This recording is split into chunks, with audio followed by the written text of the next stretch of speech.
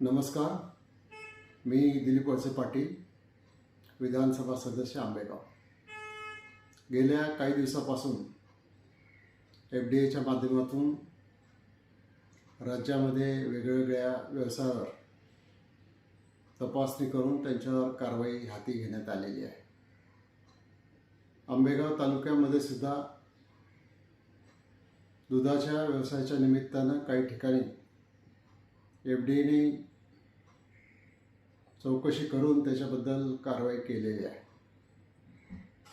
FDAची कारवाई अजूनही सुरू आहे. या संदर्भामध्ये माझे काही राजकीय विरोधक जाणून बुजून ज्या गोष्टीशी माझा काही संबंध नाही अशा गोष्टीचं नाव जोडून माझी प्रतिमा मलिन करण्याचा प्रयत्न करत आहे.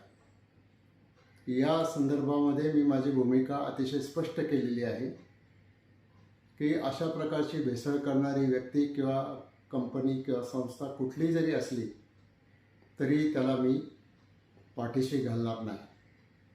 FDA विभाग त्यांच्यावर कारवाई करायला पूर्णपणानं सक्षम आहे आणि पोलीस विभाग देखील त्यांच्यावर कारवाई करायला सक्षम आहे. परंतु जाणून बुजून माझं चारित्र्यहनन करण्याच्या दृष्टिकोनातून, मला राजकीयदृष्ट्या अडचणीत आणण्याच्या दृष्टिकोनातून काही विघ्न संतोषी अल्पसंतुष्ट लोक वेगवेगळ्या प्रकारच्या पत्रकार परिषदा, सभांच्या माध्यमातून भूमिका मांडून माझ्यावर खोटे नाटे आरोप करत आहेत.